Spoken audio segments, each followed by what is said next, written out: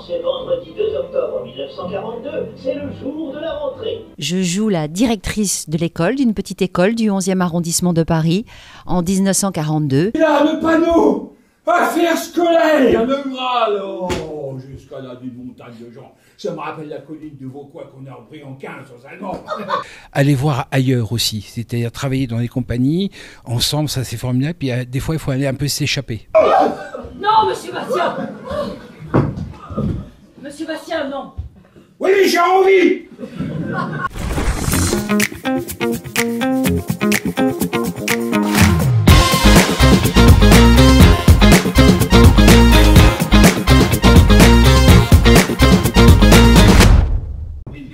Poussez-vous, madame Texia. Alors, cette liste? J'y cours jusqu'à la mairie, les bureaux fermés, impossible d'avoir les papiers. Il faut repasser cet après-midi. Oh non, mais vive l'administration. Et nous faisons quoi? Nous improvisons pour constituer nos classes. Et demain matin, à 8h30, je fais comment, moi? J'ai l'inspection sur le dos, moi, je ne veux pas de souk demain. C'est clair? Vous avez raison, j'y retourne. Et cette fois, je fais le siège jusqu'à la fermeture. Et j'emporte mon pistolet Moser pour les impressionner. Poussez-vous!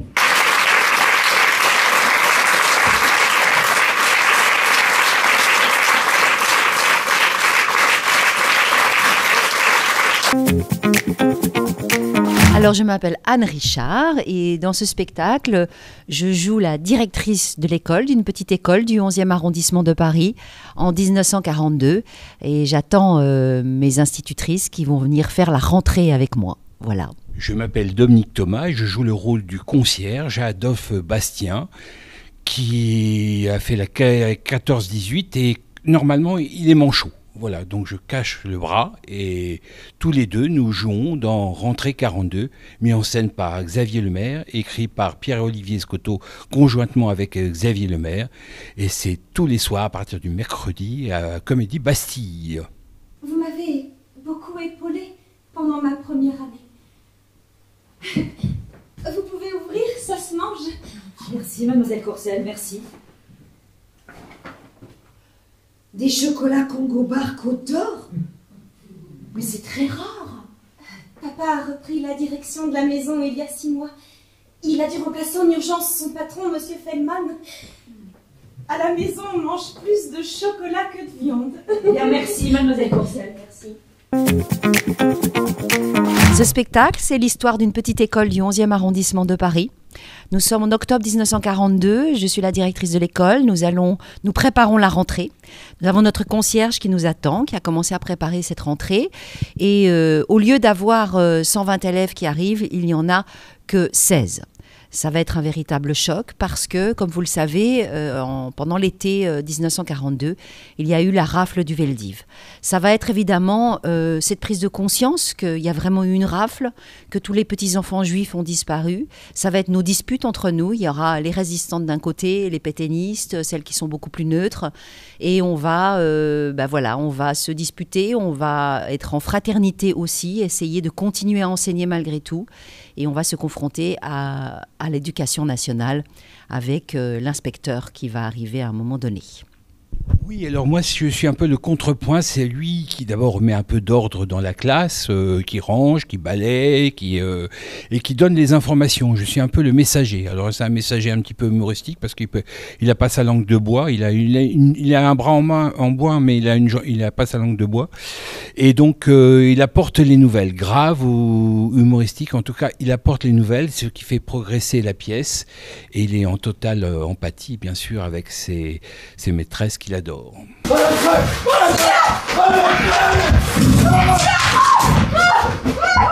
J'explose ce collabo! Non, monsieur Bastien. Monsieur Bastien, non. Oui, mais j'ai envie! Bastien. Enfin, mesdames. Enfin, nous ne sommes pas des barbares. À l'inverse de ses amis, nous allons discuter calmement avec notre inspecteur. Moi, d'abord, je connaissais Xavier Lemaire, ses productions, ses réalisations que j'appréciais. Et puis, c'était un rôle, moi, particulièrement, un rôle un peu d'excentrique qu'on trouvait dans le cinéma dans les années 30, 40, les grandes gueules du cinéma. Je me suis amusé à à l'intérieur de ce personnage de créer cette grande gueule. Donc ça m'amusait beaucoup. Et puis c'est surtout une équipe aussi, hein, c'est un travail d'équipe. Et donc c'est une formidable aventure qui se proposait. Alors pour moi, ça faisait longtemps que je connaissais Pierre-Olivier Scotto. On avait déjà eu un premier projet ensemble qui ne s'était pas fait. Je connaissais aussi Xavier depuis un moment. Et puis tout d'un coup, ils ont eu envie de travailler avec moi. Ils m'ont proposé la pièce. Et quand je l'ai lue, ça a été immédiat. J'ai eu un véritable choc de me dire, mais c'est dingue cette histoire, parce que je m'étais jamais posé cette question. Qu'est-ce qui s'est passé? On savait ce qui s'était passé, mais je m'étais pas posé la question de toutes ces écoles qui étaient vides, de tous ces quartiers vides, de tous ces appartements vides. Et j'ai trouvé ça extrêmement émouvant et j'ai trouvé ça très intéressant de raconter cette histoire du point de vue de l'absence. Et voilà, j'ai eu envie d'interpréter cette directrice que je trouve très touchante aussi, avec ses secrets, avec ce besoin d'essayer de faire le mieux possible cette rentrée malgré la situation. Et puis j'aime aussi beaucoup ce spectacle parce que c'est aussi un spectacle, c'est une ode à l'enseignement, c'est une ode à, je dirais, une mise en valeur des instituteurs qui dans cette période-là ont continué à se battre et à essayer d'enseigner. Et on va essayer de créer un nouvel enseignement. Je trouve que voilà, c'est aussi une pièce sur l'enseignement. Et puis c'est évidemment, quand on vous en parle comme ça, il y a quelque chose de... c'est un choc, c'est une histoire qui est bouleversante, mais la manière dont c'est fait, il y a aussi beaucoup d'humour grâce à des personnages comme celui de Dominique, qui sont hauts en couleur, comme celui de Madame Tatiard, interprétée par Isabelle Andréani. Il y a vraiment des personnages qui amènent beaucoup d'humour, et on arrive et à rire et à pleurer. Voilà pourquoi j'ai aimé et j'ai choisi de faire cette pièce. Je faim. Alors, bien sûr, monsieur le papa, moi j'ai déjà fait des merveilles. Plus que 50 mètres, plus que 10 mètres. Abrégé, monsieur Bastien. Et là, le panneau, affaires scolaires, le Graal, oh, jusqu'à là d'une montagne de gens. Ça me rappelle la colline de Vauquois qu'on a repris en 15 aux Allemands. Et là, je ne sais pas ce qui se passe par ma tête. Je commence à hurler, urgence absolue, demande express, école Victor Hugo, et là, une secrétaire me sourit et me tend. Alors moi il se trouve que j'écris maintenant, j'ai écrit 2 romans, il y a le 3e qui est là en cours de relecture. Moi je viens du Nord, hein, j'ai une spécificité, je viens de Lille et je vais reprendre après le spectacle ici le cas Martin Piche à Tourcoing. Je viens du Nord, Tourcoing, voilà. Je suis un gars du Nord, comme on dit, je viens de le mot, un ch'ti, voilà. Alors, on a tous les deux une spécificité, Dominique, c'est que moi aussi j'écris des contes pour enfants, et là je suis en train d'écrire l'adaptation de mon propre petit roman jeunesse que je suis en train de faire en comédie musicale. Donc il y a pas mal d'écriture, pas mal de projets d'écriture que j'espère pouvoir mener à bien, et puis d'autres projets de pièces qui ne sont pas encore vraiment concrètes, mais je dirais que plein de projets de théâtre, voilà. Alors moi j'enseigne depuis quelques années dans une école de comédie musicale, donc j'ai souvent l'occasion, j'enseigne l'art dramatique, et j'ai souvent l'occasion de leur donner des conseils.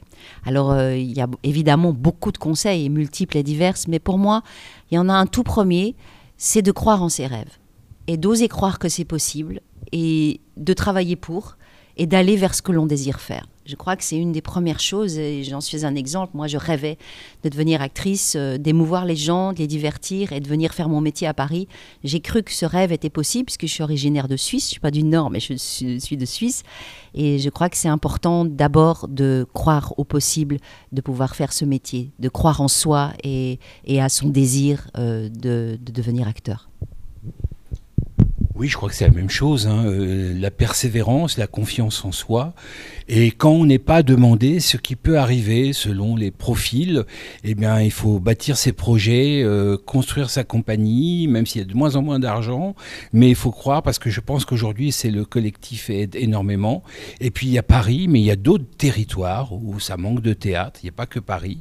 Et je pense que c'est intéressant d'aller explorer. Et surtout, je crois, aller voir ailleurs aussi. C'est-à-dire travailler dans les compagnies, ensemble, ça c'est formidable. Puis des fois, il faut aller un peu s'échapper. Voilà. Et surtout, croire en soi, c'est ça. Alors, je me bats un peu aussi contre, en ce moment, les instituts de formation qui sont beaucoup sur les stages de caméra, etc. Moi, je trouve que c'est un peu la bête qui se nourrit elle-même. Je pense qu'on peut, si on n'a pas les moyens, faire ce métier plus simplement. Voilà. Monsieur l'inspecteur, vous n'êtes pas sans savoir qu'il manque 106 élèves inscrits dans cette école et que depuis 15 jours, elles n'ont pas donné signe de vie. Eh bien, madame, Si elles ne sont pas présentes, c'est qu'elles sont parties. Comme dirait notre bon Lapani. Enfin, j'aurais aimé, en tant que chef d'établissement, recevoir une lettre de leur part et pouvoir le signaler à l'administration. Et où sont-elles parties, monsieur l'inspecteur? Elles ne se sont pas envolées comme le Saint-Esprit. Ce n'est pas le Saint-Esprit qui les a pris en charge. C'est l'État français qui s'en est occupé. C'était génial. Très bien. Très bien, malheureusement très réaliste. Parfait. C'était un super spectacle. Bravo, très touchant. Époustouflant. Vraiment. C'était très poignant. Super. Incroyable le spectacle, on a adoré. Super bien. C'était trop bien. C'est très puissant. Le message, le souvenir, la mémoire, tout ça, c'est important. C'est très bien porté. On rit, on pleure. Non, c'est très très puissant. Et c'est indispensable. Collaborer. Vous connaissez bien ce verbe, hein? Collaborer. J'étais enragé. Où sont nos enfants et leurs familles, monsieur le collaborateur? Tu maintiens toujours que tu n'es au courant de rien? Mais qu'est-ce que vous voulez savoir? On veut tout savoir. Mais je suis au courant de rien. Je suis qu'un petit fonctionnaire, moi. Mais j'ai plus de patience. Mais tu m'as parlé. Alors moi j'enseigne depuis quelques années dans une école de comédie musicale, donc j'ai souvent l'occasion, j'enseigne l'art dramatique, et j'ai souvent l'occasion de leur donner des conseils. Alors il y a évidemment beaucoup de conseils, et multiples et divers, mais pour moi il y en a un tout premier, c'est de croire en ses rêves, et d'oser croire que c'est possible, et de travailler pour, et d'aller vers ce que l'on désire faire. Je crois que c'est une des premières choses, et j'en suis un exemple. Moi, je rêvais de devenir actrice, d'émouvoir les gens, de les divertir et de venir faire mon métier à Paris. J'ai cru que ce rêve était possible, puisque je suis originaire de Suisse. Je ne suis pas du Nord, mais je suis de Suisse. Et je crois que c'est important d'abord de croire au possible, de pouvoir faire ce métier, de croire en soi et à son désir de devenir acteur. Oui, je crois que c'est la même chose, hein. La persévérance, la confiance en soi.